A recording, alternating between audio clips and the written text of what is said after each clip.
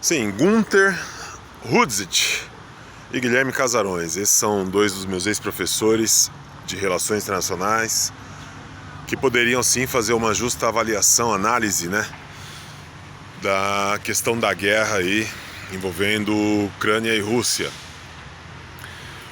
Em relação à insurreição, acho que chama, né, que é essa revolta aí de parte teoricamente militar das forças russas, eu poderia dizer o seguinte: se a gente levar em conta o livro O Príncipe, a Rússia tem dois erros que poderiam ter gerado tudo isso.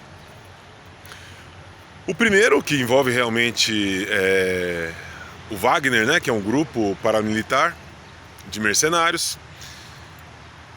No livro Príncipe, Maquiavel ele explica o quê? Ele diz que quando você se une a outras forças para alcançar o seu objetivo, essas outras forças precisam levar vantagem, precisam ganhar alguma coisa. Isso evitaria, segundo Maquiavel, esse tipo de coisa, esse tipo de revolta, né, contra a liderança. Outra coisa vai falar sobre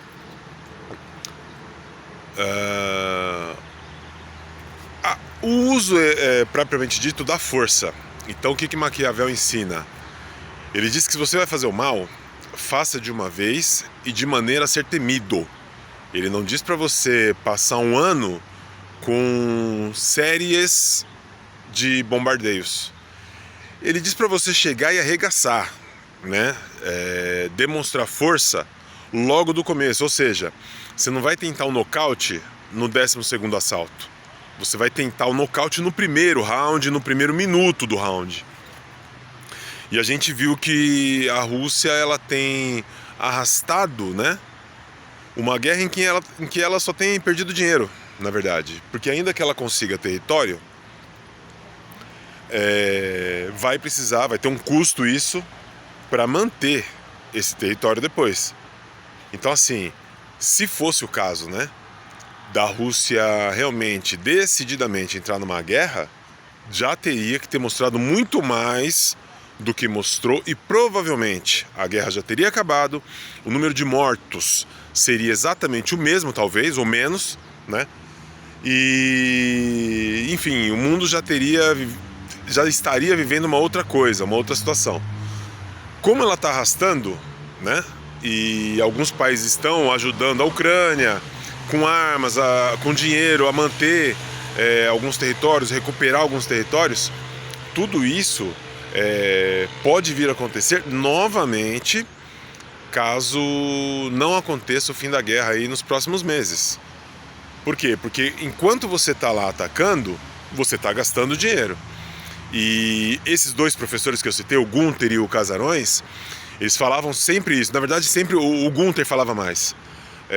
Sempre que for analisar a guerra, olha para o lado financeiro.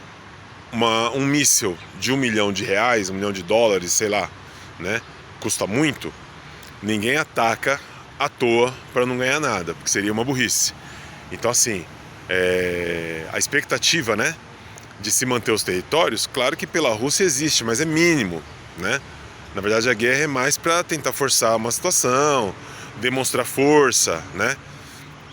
Mas